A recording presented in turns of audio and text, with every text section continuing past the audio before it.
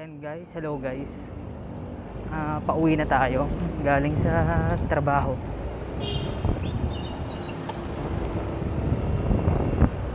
Andito tayo ngayon sa BGC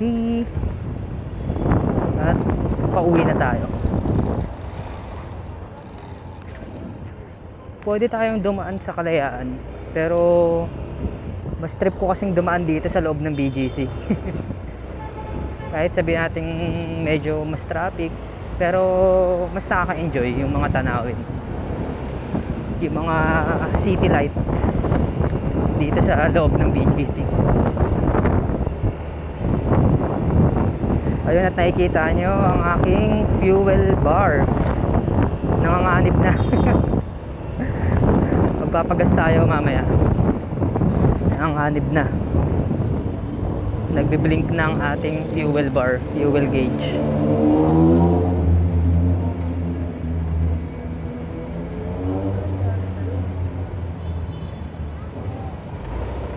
Ayun, saktong nag-green.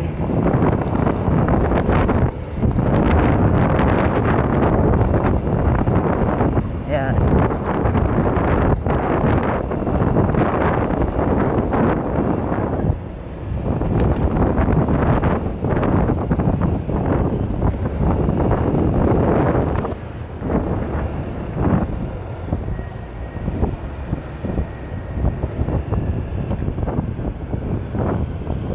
Ayan, kakanan tayo dito ngayon sa 34th Street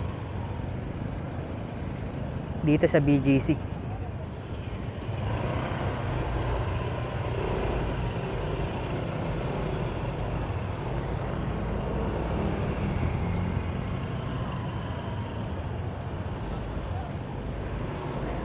Pero hindi na tayo pupunta dun sa 5th Avenue. Kakanan na rin lang tayo dun sa 32nd.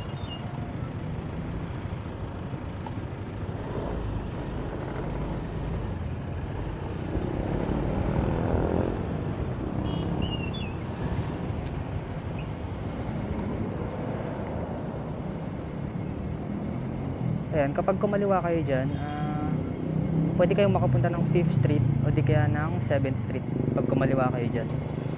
Pero dediretso tayo, tapos kakanan tayo doon sa may 32nd Street.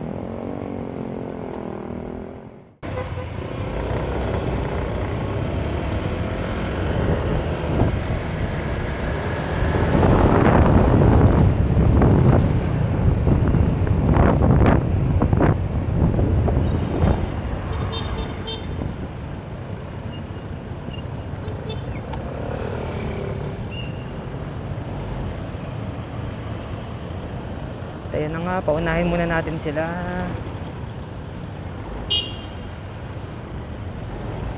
Ayun, nagbigay si Wigo.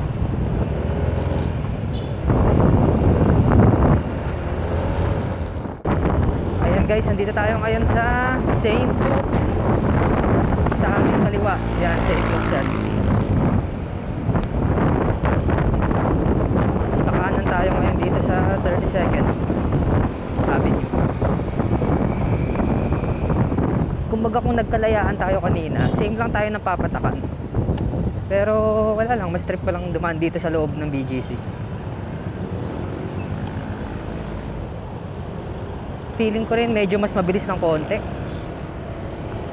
pag dito tayo dumaan.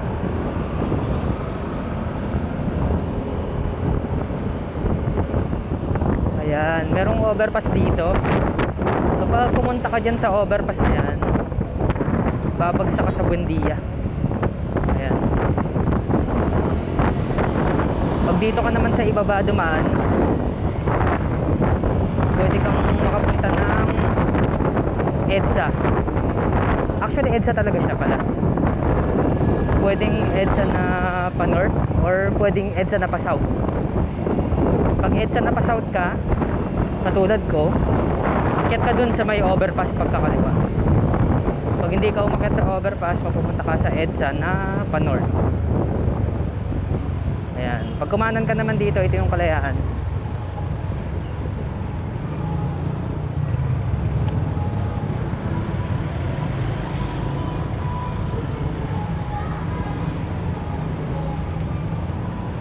Kung nagkalayaan tayo kanina, dito rin ang patak natin. Ayan, dito sa intersection na to. Andun tayo sa kabila.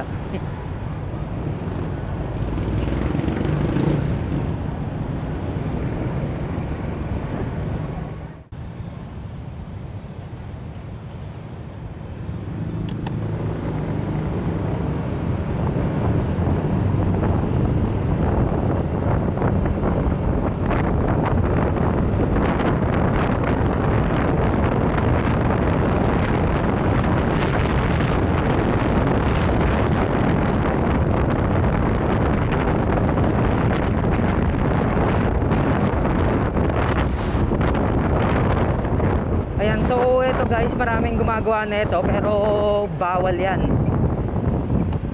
Kapag andito kayo, bawal kayong lumabas sa barrier na to. Pero yung mga nasa labas ng barrier, pwedeng pumasok dito. Bawal yun mga guys. Bawal kayong lumabas doon.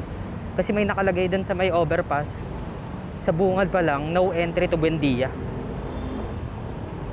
Kasi kung magbubendiya kayo, dapat umakyat na kayo dun sa sinasabi kong flyover kanina. Ito na ang Buendia.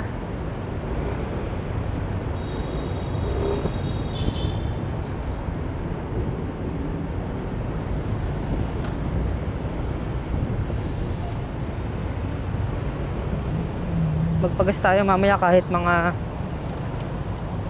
1 litro lang.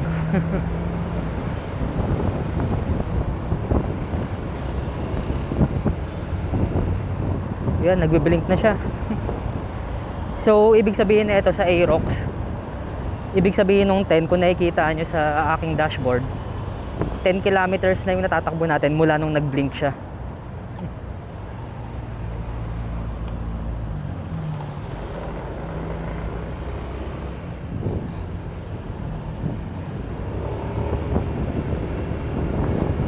So, andito na tayo ngayon sa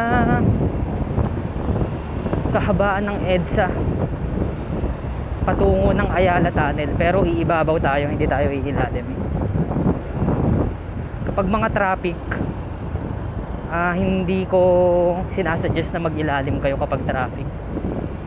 Mas mabilis ang biyahe nyo pag ibabaw, lalo na pag nakamotor kayo, kasi ang init rin dyan sa ilalim. Ang traffic, tapos ang bagal ng mga usad ng sasakyan. Tapos ikaw nakamotor ka, wala ka namang aircon, ang init. At dito guys, nangyari yung pamamaril nung nakaraang araw. Dito sarado to nung nakaraang araw.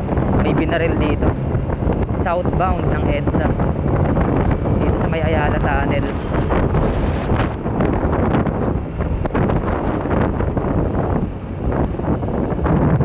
Parang umaambon ah, walang yan. Umaambon ata.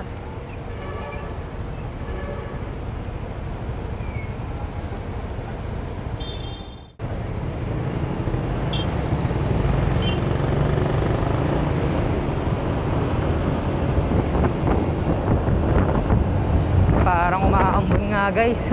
Sana naman wag lumakas.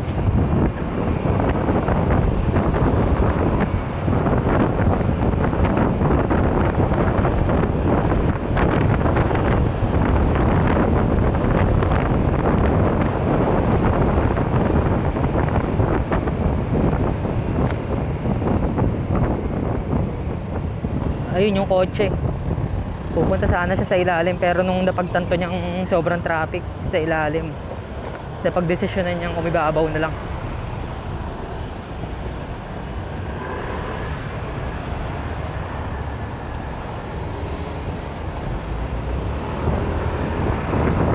Ay, kanina pa nagbe-blink ang ating fuel gauge.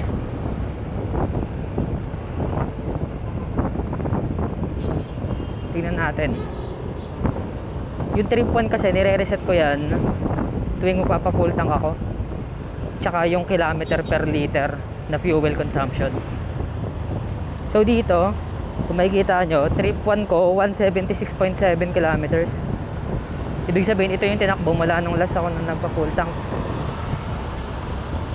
Tapos 36.2 yung average kilometer per liter natin. 36.2. Ang Aerox mga idol ay merong 5.5 liter na fuel tank capacity. So 36.2 times 5.5. So 36.2 times mo lang siya ng 5. So basically i-divide mo lang siya ng 2. 18.1 times mo ng 10, 181. So sa 5 liters 181 kilometers. Eh meron pa siyang additional na 0.5. So aabot pa naman talaga siya 181, tapos meron pa siyang additional na 0.5 which is 18.1. So in total 100, nasa 176 pa lang naman yung tatakbo natin. 177. Eh malapit na rin naman tayo sa bahay. Kaya aabot pa talaga siya. Pero lamnan na rin lang natin ng 1 litro para hindi na tayo magpagas bukas pag pupunta tayo ng trabaho.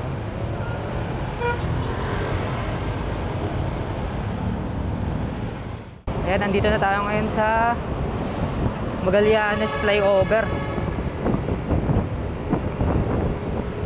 Ito yung napipisil na isara din, itong southbound lane na to, kasi aayusin na ata to. Tingnan nyo naman kasi yung gitna nya, ang daming lubak sa gitna. So ito yung napipisil na ayusin, kasabay nung dun sa may Kamuning.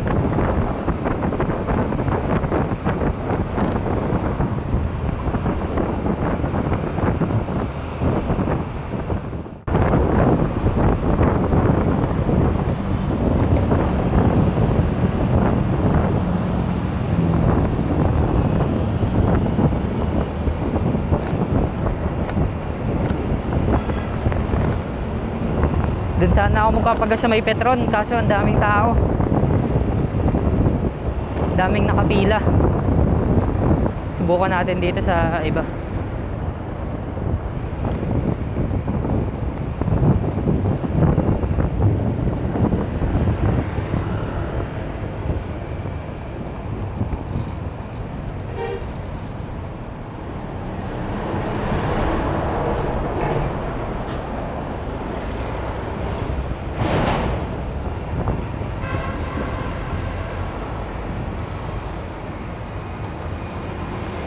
Dito tayo sa Shell.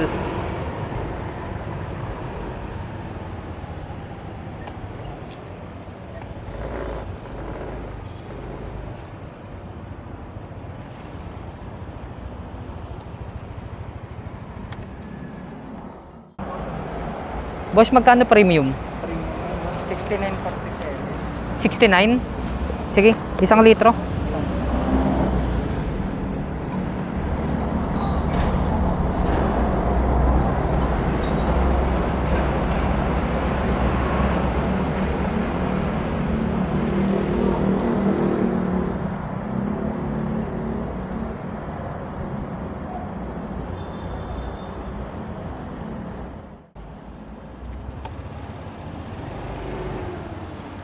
Ayun guys, nakapagpagas na tayo dito, 1 litro.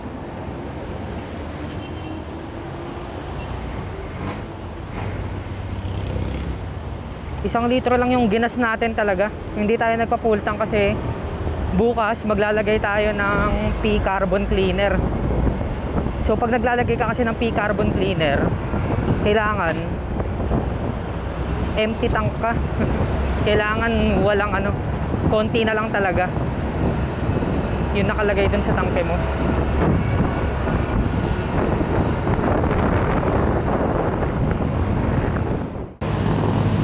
Ayun, at andirito na tayo ngayon sa Pasay. Sa Pasay Malibay.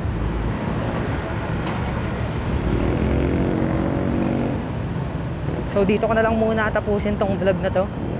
Ayan, malapit na rin naman tayo sa aking bahay. Good night sa inyo mga lods, o good morning o good afternoon kung anong oras man kayo nanonood.